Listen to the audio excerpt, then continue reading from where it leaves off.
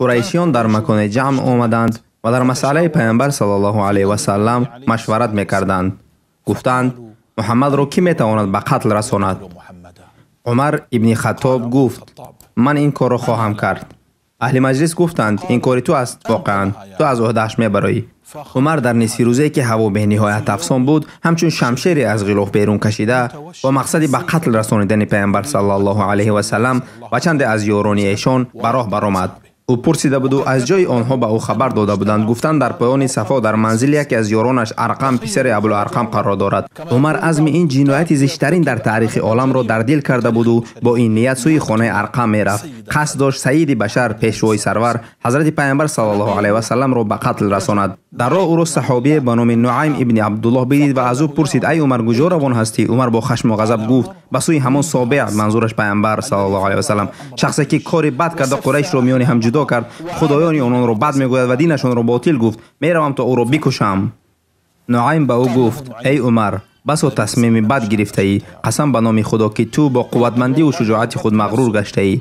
مگر تو میخواهی قبیلت بنی عدی هلاک شوند؟ تو فکر میکنی که بعد از اینکه به این عمل دست میزنی بنی عبدمناف تو را به حالت میگذارند؟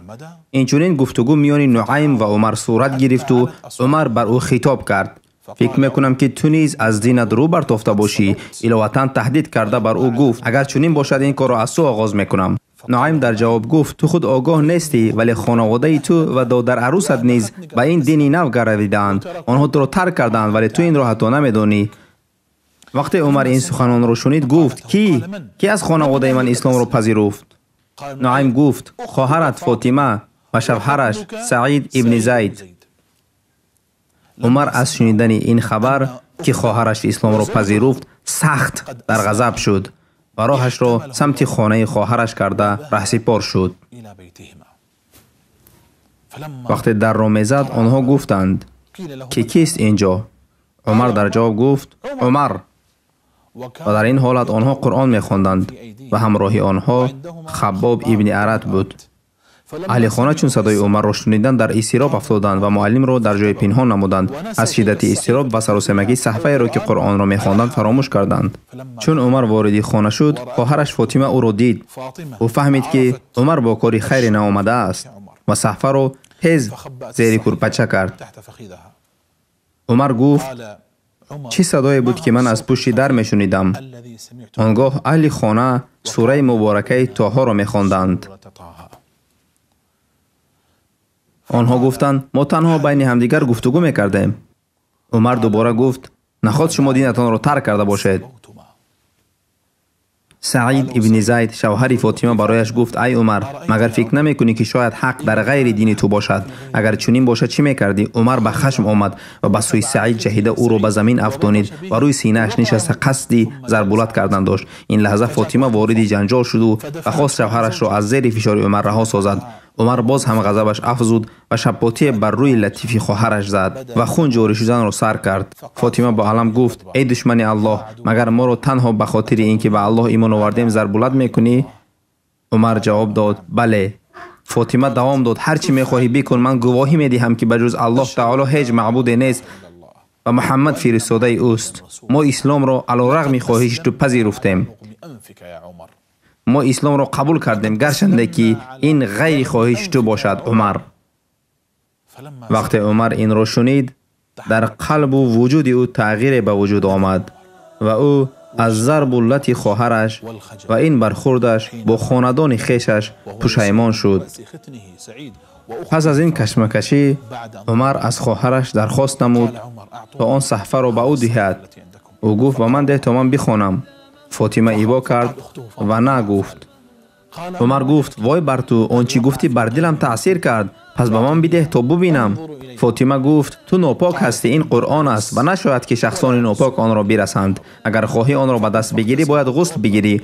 عمر به بیرون رفت و غسل گرفته برگشت در حالی که از رویش آب میچکید. فاطمه صحفه را که در آن آغاز سوره طه نوشته بود به عمر داد. عمر خواندن را سر کرد. طه ای پیامبر ما این قرآن را بر تو فرود نفرستاده ایم که تا باعث رنج تو گردد. بیشک آن را پند برای کسانی فرستاده ایم که در دل ترس دارند. این قرآن از جانب خداوند نازل گشته است که آسمان های بلند و زمین را آفریده است. خداوند رحمان بر عرش برآمد. همه موجودات آسمان ها و زمین و موجودات بین آنها و موجودات زیر خاک از آن خداوند است. و ای پیامبر اگر تو سخنان آشکار و یا نهان بگویی پس همان خداوند آن را میداند. الله معبودی برحق است، بجز او تعالی هیچ معبود نیست. او تعالی دارای نام های زیباست. عمر این آیات ها را بخواند و بر نفسش سخت تأثیر کرد. تأثیر این آیات به عمر چنان شدید بود که قلبش به تحریک آمد. عمر گفت قریش از این فرار میکند؟ ذاتی که این سخنان را گفته است باید مردم بجز او کسی یا چیز دیگری را عبادت نکنند.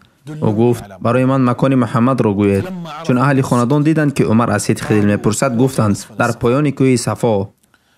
عمر شمشیر خود را برداشت و به سوی پیامبر صلی الله علیه و سلم و اصحابش رفت. او در آنها را کوفت و چون صدای عمر را شنیدند همه یاران در هراس افتادند. هیچ کس برای کشودن در جرأت نمیکرد، زیرا در شدت و بدبینی او نسبت به این دین و این پیامبر خوب آگاه بودند. وقتی حمزه رضی الله عنه ترس و وهم آدمان را دید، او پرسید به شما چی شده است؟ آنها گفتند آخر این عمر است ابن خطاب. خوب عمر ابن خطاب باشد در را گشایید. اگر خداوند برایش نیکی خواسته باشد اسلام می آورد، وگرنه پس قتل او برای ما کاری دشوار نیست. آنها در را گشودند و عمر داخل خانه شد. پیامبر صلی الله علیه و سلم از او پرسید تو را چه چیز نزد ما آورد ای ابن خطاب؟ مگر تا دمی که خدا بر سر تو عذاب نآورد از این عداوتت باز نمی ایستی؟ عمر گفت ای پیامبر صلی الله علیه و سلم، امروز آمدم تا به الله و پیامبرش ایمان بیارم و اینکه تو از جانب الله فرستاده شده ای. و پیامبر صلی الله علیه و سلم گفتند الله اکبر و صحابگان تکرار کردند الله اکبر. بله، عمر تغییر یافت. ایمان در دل او جای شد. دل او با کلمه لا اله الا الله پر شد. زمانی که او به اسلام مشرف گشت سال 6 پیامبری بود و او خود 26 سال عمر داشت. تا اسلام آوردن عمر عدد مسلمانان به 39 رسیده بود و با جمع شدن عمر عدد 40 شد.